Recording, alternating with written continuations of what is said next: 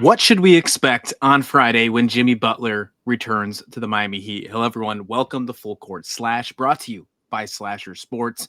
We're going to break it down. Miami Heat, Denver Nuggets, and Jimmy Butler should be back tonight against the Denver Nuggets after serving his suspension, a suspension that obviously can go either way with how you feel about his decision of saying he wants to demand a trade. I feel like that's an entire different segment. I don't want to get into that one too far, Billy, but regardless of the fact, Jimmy Butler, arguably one of the best players on this team when he decides to be, is coming back to this roster. While they were gone, 6 games, all on the road, the Heat went 3-3. Tyler Hero led the charge, especially in the last 3 games, went over 30 points in all 3 of those. He led in 5 of the 6 of those games, went 500 on their road trip. With Jimmy Butler back, what does that change when you're looking at player props? Does it change the way that Tyler Hero's production changes? Are you thinking that you can play any type of prop for Jimmy Butler? What are you expecting out of him? And on the flip side, Denver Nuggets, they lost the game against the Houston Rockets the other day without Nikola Jokić. Now, he's a game-time decision. Jamal Murray's a game-time decision. There's a lot of injury concerns. I think they're both going to play, but you have to think that they're probably not going to be 100% against the Heat team that's still looking for this interesting identity heading into less than a month before the trade deadline. Yeah, to answer your question, man, the prop situation with Miami is going to be kind of volatile. Obviously, Jimmy Buckets is going to affect Hero. He's going to affect may even affect Adebayo. I mean, there's it depends on who's your primary scorer, who's your primary facilitator, who's your primary rebounder, and the props, the over-unders are measured by those things. So the line moves when the big players are out of the game and when the big players come back to the game. So at the end of the day, I really only have one question. It's, will Jokic play? That's where I'm thinking. Yeah, that's what I'm thinking about right now. Is Jokic going to play? Because, again, nobody moves the line like him. No team is as night and day as the Nuggets with and without Jokic. So if he's out, that's a huge hole for Denver to fill. But if he's in, I'm locking in over 13 and a half rebounds. That's the kind of thing that I'm thinking about for him. This is a perfect matchup for him. He's averaging 13.2 boards this season. Miami ranks in the bottom half of the league in rebounding. The dude's he's not just snagging rebounds, he's turning them into instant offense. So that's my opinion. What do you think, Christian? I mean, is this an auto bet if he's active? Yeah, I think you definitely got to play him if he's active in this matchup. I mean, when he play, and I think you have to direct towards the game spreads as well if he plays, because when he's in the lineup for the Nuggets in their last 8 games, they're 7-1, with the only loss coming to the Spurs before they played that back-to-back against the Spurs. They lost by 3 on that one, and he still had 41 points, 18 rebounds. The last time they played, the Miami Heat and the Nuggets played November 8th. Now, obviously, this is a way different Jimmy Butler. This is a way different Miami Heat in their identity and their Heat culture, if you will, and how they're feeling as a squad. But Denver won that game, 135-122. And might I add to you, Jokic had a triple-double. He went 30 points, 14 assists, and 11 rebounds. So, I'm all for it. And I'm absolutely with you on this one that if he plays, you have to play him on props. And I think the lines are probably going to lean towards on the higher side because of that, regardless of if he's questionable. So I think you got to play your numbers right. And I would still be cautious to go against the unders, though, because what he did against the Heat, and really it's an elbow injury, sure, but you're giving the guy you gave a guy a day off. Now he's coming back, and I would lean towards overs right off the bat, obviously depending on what the numbers are. What numbers would you be okay with going over? Would you be leaning more towards just points? Would you do a PRA? What would you do for a guy like him? This was a tough one to call. When I'm leaning in this game, I'm not even thinking about the overs and unders and the spreads, and I'm really not even thinking about the money line. I'm thinking about those props and how they're affected by the perception of what is going to happen. Because sometimes that's what you're dealing with. When you're playing cards, you don't have to know what your cards are. You just have to know the betting habits of those around you. When it comes to these props, you just have to know if you want to slam something down early, you have to know if they make this call later, is that line going to go up or is it going to go down? In this call, you really have to gauge what is the starting point. Are they assuming Jokic is playing? Are they assuming Jimmy Butler's playing? What are they assuming that makes the line what it is right now? And for me, I think they know that Butler has a chance of playing. I don't really know if he does or not, but there's always that possibility of him playing. The question for me is, how does it affect Tyler Hero? I think it doesn't at all. I think if Jimmy Butler even steps foot on the court, it's going to be for abbreviated minutes, and Hero's over 25.5 points is still going to look as good as it did at the beginning of the day, especially if he sits completely. So Hero's been averaging 21.5 points per game, but when Butler's out, that jumps up substantially. And it doesn't matter who's in the game with him. He's the guy. He's the primary scorer. So last game, I think he had like 28, and he looked confident pulling him up for everywhere. So do you trust Hero to deliver again, or does Denver's defense, with or without Jokic, give you any kind of pause? Yeah, that's a good question. For the question on Jimmy Butler, I think if he's not on the injury report, excuse me, he's going to play, and I don't think he's going to just sit the bench the entire time. And I think that's because of the new NBA load management rules. I think you will see him at least get in because he is considered a superstar. If you sit him on the bench, you're going to have to speak to the commissioner's office, and I don't think Miami wants to deal with that. They already got to do the suspension, and I think that was one of the little loopholes they got. You're not going to be able to suspend him again. He's going to play. Now, I'm with you. I think it might be limited minutes. We might only see him play. I mean, if he's played more than 20 minutes, Jimmy Butler, in this game after the suspension, I would actually be shocked. I'm not going to lie to you. I think that they're going to slowly prove a message with him because you got to think that they haven't had some great conversations behind doors, right? We've heard some rumors about him talking with some management and ownership, and it doesn't sound very good. So I'm leaning towards under 20 minutes on Jimmy Butler. So I'm with you. I don't think it's going to impact Tyler Hero too much, but I'm still leaning towards the Denver side. I think if Jokic plays, I think this is all Denver. I think if you have the opportunity to play a triple-double prop, I'm for it too. I really do think he's going to go off, regardless of the fact that he had some sort of elbow injury in the last outing. But if Jokic doesn't play, let's go on the other side of that coin. If he doesn't play, do you think Miami even has the depth to pull this off? Or is this just a dream that I'm having, wanting to take a team with plus odds? Yeah, I mean, if he doesn't play, I would consider the plus odds, depending how much points you get on the side too, because we just saw it with the Houston game. Now I think Houston's a way better team right now than Miami. There's no doubt about that. But Houston beat Denver by 20 without Jokic. Now, if Jokic and Murray doesn't play, then I would definitely lean towards Miami in this one, whatever the case may be, even if it's minus odds, because it might even shift that far if both superstars are out. Because I don't think a guy like Russell Westbrook can hold the line himself. But no, I think if they don't have Jokic in the lineup, I think you definitely have to consider playing Miami as the underdog. No doubt about it. I think there's some other injury concerns for Miami. Who am I thinking of? I know I've got them. Yeah, there it is. Josh Richardson. He's out. How long has he been out? I need to dig into that and to see if those numbers are baked in. He couldn't have been out that long, but listen, at the end of the day, it's a really tall ask for Miami to even stay in the game. But if they can force turnovers and get Bam going early, I mean, they've got a shot.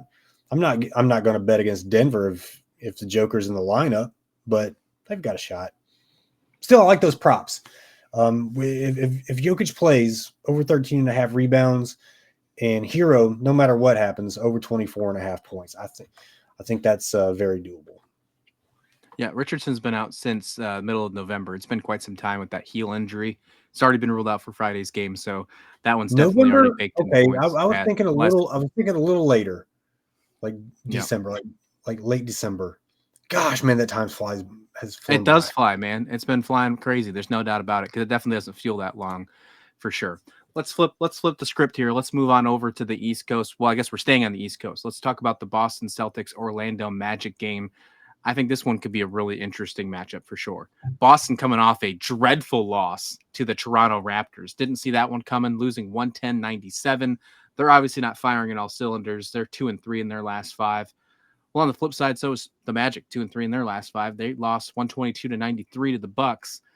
This is an interesting matchup because you're getting, a team that's leading the Atlantic in the Boston Celtics and a team that's leading the Southeast in the Orlando Magic. These are two division leaders. I know we don't really talk about that too much. We always talk about just how the East and the West look, but for some odd reason, the NBA still does have divisions. But Magic 5th in the Eastern Conference, Celtics are 2nd in the East. This one could be fun. I think this one could really be a fun one. I want to see what your model thinks about the prediction of who you think is going to win. I'm sure it's leaning towards Celtics a little bit because there are some injuries for the Magic, and some of these have been out for quite some time. But you got Jett Howard, Jalen Suggs, Gary Harris, Badatse, and Franz Wagner. They've all are listed on the injury report. Some of them, like I mentioned, have been there for quite some time, so I'm sure they're cooked in the numbers. But according to what we're seeing this morning, there's no one on the injury report for Boston. That's a great sign. Can they, flip the Magic, no pun intended, and get back into the swing of things? Because although they're the 2nd team in the East, they're not playing like the Boston Celtics we all know, Billy. No, you're right. And all the things going in the direction of the Magic. Yeah, they have a win over Boston earlier in the season. Banchero's finally back. But Boston's Boston's rolling. They've run into a couple of speed bumps, but they've run into speed bumps against inferior teams, and the Magic was one of them. So you got to ask yourself, do they have Boston's number? I'd like to dig into some props here, but listen, I'm fading this game, completely fading it. The blowout risk is just too high because, like you said, the Magic have a roster full on the injury report, and the Boston Celtics have none. Like there's not an injury to speak of. They might get some rest from off a key player, and that might close the gap a little bit. We're gonna have to wait for that injury report, or rather the final starting lineups to know what's going on, who's going to be available, who's not. But the pace doesn't project to move the needle either. So if you're feeling spicy, the only thing I can really talk about is Cole Anthony. He might be worth a look. He's projected to play over 30 minutes tonight, so it could open up some opportunities. He almost doubles his average tonight on projected minutes. So taking a swing on him might be a good thing. I'm all about under the radar props. Anthony's intriguing. He's averaging like 13 and a half points off the bench with all those minutes. He could push 30. He could push 20 or 25. The question is, does Boston's defense shut him down before he even gets going? Because Boston defense is suffocating, especially against guards. But if Orlando's young guys like Banchero can stretch the floor, Anthony might have some room to operate. He might be the X factor in the game, but I don't think it's going to be enough to close down any gaps in that spread. Maybe it's going to be so much of a blowout that they close the gap in some garbage time. But, it's all about Boston's focus. If they come out strong, this one could be over by halftime. But if they play down to Orlando's level like they did last time, Magic might hang around just long enough to make things interesting, at least for that spread. Speaking of Cole Anthony, so far this season, so far in 2025, in the month of January, he's surpassed 30 minutes, 4 games so far in the month of January. In those 4 games, 3 of the 4 games, he has gone over 20 points. He's had 20 points in 2 of them, 18 in the other. So if you do look at the player props, maybe point side, and he's pushing towards that over his average. If he's only averaging 13 points a game off the bench, he's actually only averaging 8 points off the bench so far overall this season. So if that prop's a little high, maybe you could play a 12 and a half, 13 and a half over, something around there for Cole Anthony if you think that he can do that, if he's getting more minutes, something to keep in mind on this one. Yeah, but I'm with you. Overall, I think that this is going to be an interesting game. I think that the Celtics got to have a statement win, personally. I think the spread is right now, minus 12 and a half. I think that's what I'm looking at right now. Something crazy. So I think that, like we mentioned with the Suns the other night against the Wizards, which they really didn't do. They won the game, but they didn't really have the statement win. I think Boston needs that same kind of style. They need a statement win. And what better way to do it than against a team that is right in playoff contention as well with the Orlando Magic. Although there's injuries, it's still a team that would really be seen as a quality win once when you're looking back at the schedule at the end of the season. Minnesota Timberwolves, New York Knicks. This is going to be a really fun one as well. This is a good slate. This is a great way to start the weekend off for basketball. Timberwolves 8 in the Western Conference against the Knicks, who are 3rd in the Eastern Conference. And the Knicks just came off this really interesting game against the Philadelphia 76ers. Took them to overtime. They won 125 to 119. They just annihilated the Sixers in overtime, but they should have never even got there in the first place. They should have finished off the game at the end of the game. The Sixers found the way to make it go to overtime. The Knicks shouldn't even put the Sixers in that position, to be completely honest. But I digress. That's a completely different segment, Billy. They are 3-2 in their last 5, the same as the Timberwolves. They're coming off a really tough loss the other day to the Golden State Warriors, 116 to 115. That was a close matchup. Anthony Edwards obviously has to be the biggest conversation in this piece, averaging almost 26 points per game. When you talk about some of the possibilities of play, you got to lean towards Karl Anthony Towns. He didn't play in that game against the Sixers. He again is a game time decision because of that thumb injury. He's right now limited or listed as questionable. I'm leaning towards him probably playing. What's your number saying? You seeing minutes for Karl Anthony Towns, and what do you have for this game? Well, I'm seeing minutes for him, and I'm also considering a prop. This game has me scratching my head, really. It's got a slow pace written all over it. And the only prop that I can really consider is Karl Anthony Towns, but under 14.5 rebounds. Interesting. If they set it that high, I'm slamming the under. 14.5 is kind of that's around his average. Okay, yeah. So he's got a good average to work with, but with the pace here, you just have to pay attention to where they're going to set it. It could be too risky. I don't know if I'm on to something here, but the Knicks play physical, and their pace is among the slowest in the league. That they're a methodical team, and Towns isn't exactly, the guy that he used to be in Minnesota. But listen, you got people taking up space in the paint. I think taking the under is a safe one. And don't forget about the drama. Towns going against his former team. I think that might add a little extra juice to this one. I don't know if he just treats this one like another game, but I would be treating it like extra juice. I think Jalen Brunson steals the show for the Knicks. I mean, he's been their heartbeat all season. And, this is the kind of game where he could go 25-8. But I just don't feel good about any props besides Karl Anthony Towns under 14.5. And that's if it opens around there. This will be his second game playing against the Timberwolves this season. This will be this one's obviously at home, right? This one's in New York, if I remember correctly. Regardless of the case, this is their second time. If you think he's going to be under rebounds, that would go against the small sample size of the historical trend, because he was dominant in that matchup. He had 20 rebounds and 32 points. Now, again, it was the first time playing his old team. We know how that goes. So he's coming off a thumb injury, which he's probably still nursing a thumb injury. So we still don't know if he's going to play. If he does, I could see potentially reboundings being an issue. If you're talking about reaching his average right now, 13.9 rebounds per game he's averaging. He did not reach that in 3 of his last 4 games. The only game he reached that in is the win against the Milwaukee Bucks, where he put up 36 minutes and picked up 18 rebounds. But the last 3 of the 4 games against the Pistons, he had 12. Against the Thunder, he only had 10.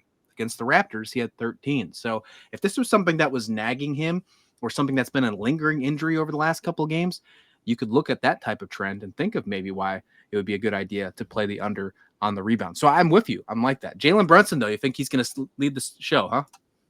I think he is. And it's kind of like, my supporting numbers there are looking at defensive efficiency.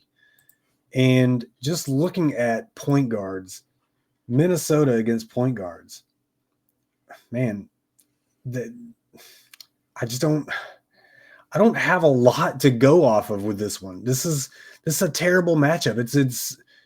I don't know how I can even. It's like Randy Couture against Tito Ortiz, like just 2 wrestlers who, they're not going to have any knockouts. They're not going to, they're going to stifle each other. Like, this is not going to be an exciting game. I don't think it's going to be exciting at all. And just the slow pace doesn't do it for me. I had to fade everything. And the only thing I could really think of, again, Karl Anthony Towns against that slow, drudging interior of Minnesota. And there's just nothing there, man. Well, how about this one? Can the Brooklyn Nets score more than 70 points for their second time in LA? Because the last time No. they just, for the last game, they got walloped by the Los Angeles Clippers 126-67. Now they're going to head across the street and Yeah. take on the Lakers. The Lakers came off a pretty interesting win against the Heat. We talked about at the beginning of this show. They won 117-108. Obviously, there's going to be, just like every other conversation that we've had today, a bunch of injuries. With the Lakers, I feel like this is just a static type of injury report, putting LeBron James and Anthony Davis as game time decisions. I feel like that's just has been something that has been there all season long. I don't know if their names have let off it. I feel like if we had a CRT type of computer, I feel like those names be burnt into my screen if I kept the injury report up. Dorian Finney-Smith, also a game time decision for the Lakers. And then, of course, you got a couple other players out for the Lakers. We all know that. Game time decisions for the Nets, just Cameron Johnson. But let's be honest, this is probably going to be a pretty tough game for the Nets. Lakers are currently, to my eyes right now, I'm seeing, 12-point favorites. But I'm looking at the over-under, 219.5. That sounds kind of interesting, even with players like Anthony Davis and LeBron James. If they don't go, now this is a game that you could possibly see them not play because of what happened with the Nets in their last one. 14-27. They haven't even won 10 games on the road yet. What are you thinking about this game? And are you worried about the spreads? Are you worried about the props if Anthony Davis or LeBron James don't go? Or do you think that doesn't even really phase your idea, your process in this one? I'm only worried about the Brooklyn Nets self-esteem after leaving Los Angeles. This is this is a mess of a game. Like you said, they basically got smacked around by the neighbors up the street. Clippers beat them by 59 points with old 200-year-old James Harden. And what do you do when the neighbor's kid beats you up? Yeah, walk across the street and beat up his grandpa, and that's what they're going to try and do. They're going to try and beat up old ass LeBron James and old ass no knees Anthony Davis, and who knows if it's going to work. They're both on the, like you said, they're always on the injury report. They're always game time decisions. They're always questionable. I'm pretty sure on the Excel sheet that holds that injury report, LeBron and Anthony Davis are just, those cells are locked in. You can't delete them. They're just there permanently. But still, be that as it may, as underwhelming as this thing is, I'm still keeping an eye on Anthony Davis's props, his point props. And I'm keeping an eye on LeBron's assists. I'd play him small because, let's be honest, they've been disappointing. They've been very disappointing. They're one of the slowest teams in the league now. They might say methodical, I say slow. And it just doesn't spell success for high-paced teams. And we're looking at two slow teams. But on the inside, Anthony Davis, somebody's got to score those points. So if you are going to put any amount of money on props for this game, and I wouldn't, Anthony Davis's points and maybe a half a unit each. LeBron assists usually don't go anywhere. Even with the a slow pace, the assists are still going to happen. So LeBron might be safe here, if anybody's safe. But those two I like, and I mean, as inconsistent as AD's been, LeBron seems like he's having his, he's saving his energy for when it matters. But if the Nets can keep it close, if Brooklyn can keep this thing close, it might turn into a blowout. These props aren't going to get a chance to hit, man. If it turns into a blowout for LA, there's just nothing. There's nothing to look at. We have resting stars on the bench for the entire fourth quarter, and speaking of the Nets, I mean, are they even going to show up? That 59-point loss, it has to be lingering in their head. Oh yeah, for sure. It has to be. Yeah, for sure. There's no doubt about it that it's got to be lingering, but they're sitting towards the bottom of the Eastern Conference. I'm sure that this is going to be now a team that makes moves to try and bring assets in for the future before the the NBA trade deadline. So there's plenty of basketball for them to still play. It's just a different style. So It's going to be a lot of prove it basketball, I think, for the Nets over the next 3 weeks. But LeBron, I like the LeBron assist if you can get a good number for it. He's hit at least 8 assists every single game so far in 2025. He's averaging 8.8 assists per game on the season. So I don't know if it's going to be that low. I think if you could get it at 8.5, I would play the over. But if it goes any higher than that, I would lean towards the under because of, like you mentioned, with those minute restrictions that are probably going to come, being a game time decision, probably being some garbage time where you're going to have LeBron's take a seat probably in the fourth quarter and beyond, just like the Clippers did in this one. So I think that's a good lean. What do you think? If 9 is 8.5 the right number here, you think, or you think it's even lower, 7.5? Well, I mean, 7.5 is where I was starting, but honestly, man, it's for me. If it gets to 8.5, it's either under or fade, and I lean towards fade. I'm fading this game anyway. But my props on AD and LeBron were basically just, if you got to get something out of it, this is probably the direction you're going to have to go. But to me, it's a hard fade. Ja Morant is a game time decision for our final game of the day as we talk about this one here on Full Court Splash. This is Full Court Slash, excuse me. I've done that too. I've done that too. Oh. I said Splasher Sports one time and you gave me hell. This would have been a lot cooler if it was a Golden State Warriors conversation here, but it's not. Memphis Grizzlies taking on the San Antonio Spurs, ESPN, 9:30 Eastern kickoff. And I said kickoff, not tip off. Look at me doing wild things on this one. Ja Morant, though, game time decision. And I think that's probably the biggest thing to take in consideration here. Memphis, third in the Western Conference against the Spurs, who are trying to get back to 500.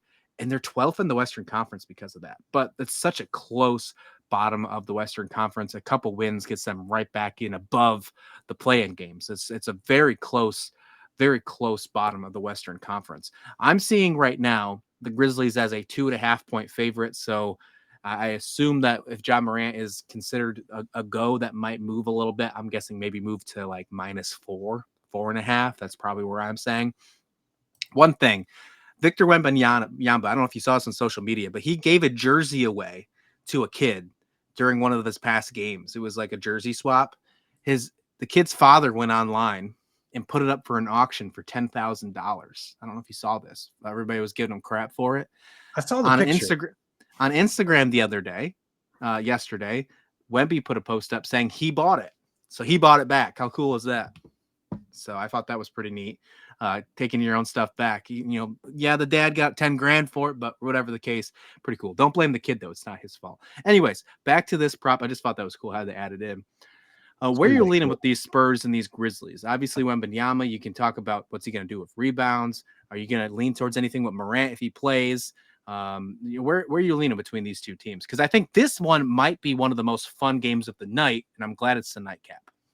I am also glad that it's the nightcap. And honestly, right now, as we speak, Ja Morant has 33 projected minutes to play. And so maybe even if they confirm that he's playing, that line might not move. Yeah. So I do still like, regardless of what Ja Morant does, I still like Jaren Jackson over 6.5 rebounds. It's really calling my name tonight. He's not the primary rebounder, but he's got the matchup, even with Wemby lurking in the paint. I like that. But, I am with you, but the pace worries me. San Antonio loves to slow it down, and that could limit opportunities. But if Memphis can, force turnovers, get out in transition, he could still hit that over. Triple J could still hit that over. And, what about Wembanyama? I mean, he's been a highlight machine, and it feels like this kind of game where he might struggle with Memphis in physicality, but he could have a big night. I mean, you never know. He's a unicorn, man. He's always a threat. But the Grizzlies are one of the best defensive teams in the league, and they can crowd him, make him uncomfortable. It could be a long night for Wembanyama. But one thing that is a saving grace is that pace, man. Memphis is one of the faster teams in the league. San Antonio is kind of in the middle of the league. So it really does aim at the overs for some of those Spurs players. Wembanyama could be no exception there. If you're thinking that they're putting those lines right around his league averages or his seasonal averages. Pace alone can do it sometimes. So it really just comes down to that pace. And if Memphis can push that tempo, it's their game, but it could be our bets if we're taking some of those Spurs props. On Wednesday, these two teams faced off. Grizzlies won 129 to 115. Wemby had 13 points, 12 rebounds, and 8 blocks. So I'm sure that they're going to have some sort of adjustments for a guy like Wembanyama if they can. This will be the first of 4 games, I believe, in the season series between these two teams. This will be game 2 coming up tonight. But I do think there are going to be a little bit of adjustments, but I don't think that Wemby's going to be held to 13 points. So I guess keep that in mind as well. But I don't see him getting 8 blocks. So don't go out and do something crazy with the block prop just because they did in the last game. On the flip side, though, if John Morant plays, he had 21 points and 12 assists. This was the last game he played on Wednesday because he didn't play in the last game there. Now, what I'm saying this is you and I had this conversation. I think we had it offline. I don't think we had it on a show, but we were wondering when John Morant, since he's come back from his injury, he was going to start facilitating more. And this was kind of the game where he started to do that we've all expected. You know, he's finally back to full form, it felt, and he started facilitating, got that 12 assists. Now with that right foot soreness that he had and it now is questionable to play in this one, does that change your aspect? Do you think he facilitates the same way? Does that make him want to facilitate more instead of maybe driving the hoop? Are you comfortable playing maybe a possible 8.5 over assist on something like John Morant if he plays? I'm comfortable with those assist levels.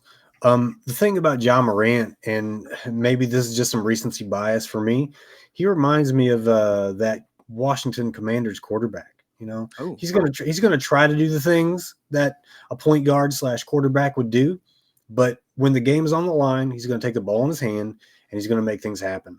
So it all depends on where he is in about the third and a half quarter. You know, if it's a close game and the buckets aren't falling, Ja's going to take the ball into his hands and he's going to try to get those points. So better hope he's got his assist by the 8th minute of the fourth quarter.